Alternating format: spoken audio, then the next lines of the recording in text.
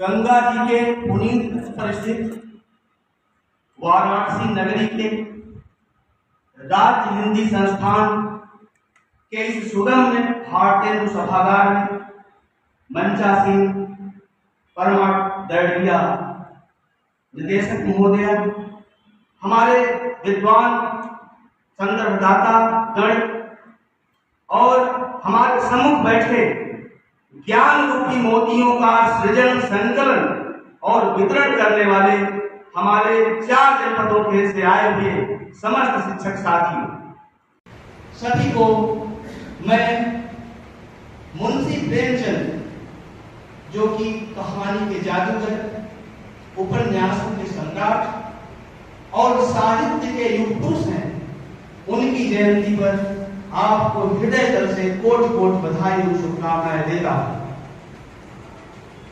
मुझे इस अवसर पर रघुवंशम खंड काव्य की वो पंक्तियां याद आ रही हैं जिसमें महाकवि कालिदास ने लिखा है कि क्वै सूर्य प्रभो वंशः क्वै चारुत विषयामति तिथिर सुख दुस्तरम मोहारूपेणास विसागरम। मुझे इस अवसर पर दो पंक्तियां याद आ रही हैं कि मध्य और नीच ऊंच रुचि आछी चाहिए अमी जग जुले निष्ठाची।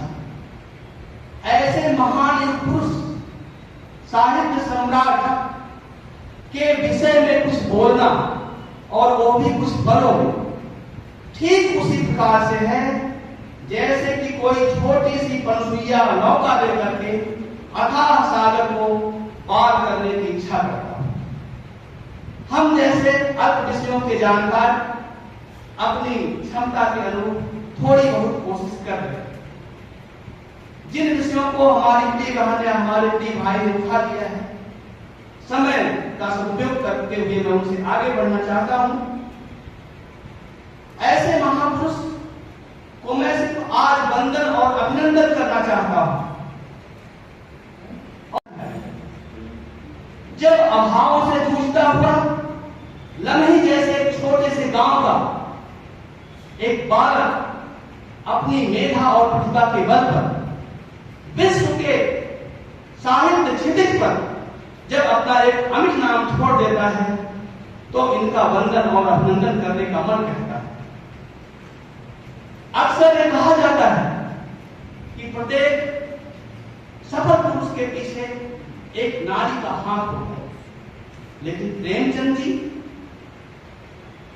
उनके बचपन में ही जहां उनकी मां ने साथ छोड़ दिया, कुछ ही समय के उपरांत पिता कालकौलिक हो गए और पत्नी जो प्रथम विवाह उनका हुआ था उम्र में बड़ी थी, निरंतर उनको ताने मारा करती थी, उनके निर्धनता को कोसा करती थी। इसी तरह का गोस्वामी तुलसीदास जी को सुनना पड़ा, लाजन आओ आपको दौरे आए साथ। प्रेमचंद जी को भी पत्नी किया वो साथ नहीं मिला कि जो साहित्य के क्षेत्र में उनको आगे बढ़ा था। उन्होंने सिद्ध किया कि संसाधनों की कमी हमारे विकास के रास्ते का बाधक नहीं बन सकती।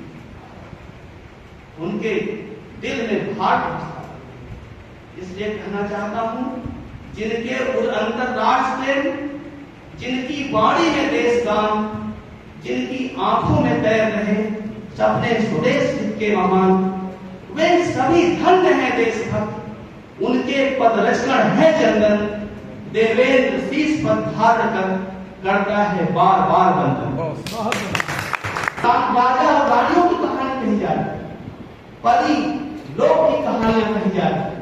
मुंशी प्रेमचंद जी ने कहानियों को, उन्होंने कहानी को गांव, गरीब, शोषित, पीड़ित और वंचितों के बस्तियों की यात्रा कराई।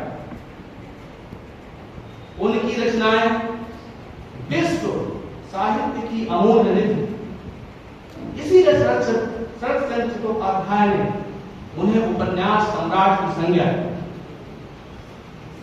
आप देखते होंगे कि मुंशी प्रेमचंद जी ने आर्थिक रूप से निर्बल भारत की बस्तियों और अशिक्षा के क्षेत्रों में जाकर के वहां मानवीय मूल्यों की खोज, वहां नैतिकता की खोज। मुंशी प्रेमचंद जी अपनी ईदगाह कहानी में उस चिथड़े लपेटे हुए बच्चे, फटे चिथड़े पहने हुए, झोपड़ी से निकले हुए बच्चे हामिद के पास जाते हैं। वो उनके कहानी का नायक, लेकिन उसका मानवीय मूल्य देखिए। 3 पैसे लेकर के मेले में जाता है, अपनी सारी व्यक्तिगत इच्छाओं की तिलांजलि दे देता है। उसे मिठाइयां नहीं दिखाई देती, उसे खिलौने नहीं दिखाई देते, उसे दिखाई देता है तो अपनी दादी माँ जब वो तवे पर रोटी सेकती है तो उनका जला हुआ हाथ और एक चिमटा खरीद कर घर वापस आ जाता है। मुंशी प्रेमचंद जी पहुंचते हैं मन की कहानी। डॉक्टर चड्ढा जो अत्यंत पढ़े लिखे अज्ञात के वर्ग से, वो उनके कहानी के नायक नहीं। जब भगत जी अपने मैड़ा सिंह बेटे को लेकर के जाते हैं डॉक्टर साहब के, तो उनका खेलने का समय हो गया। वो समझौता नहीं करते अपने समय से। भले दरवाजे पर आए हुए रोगी का के प्राण खेल उड़ जाए, लेकिन धन्य है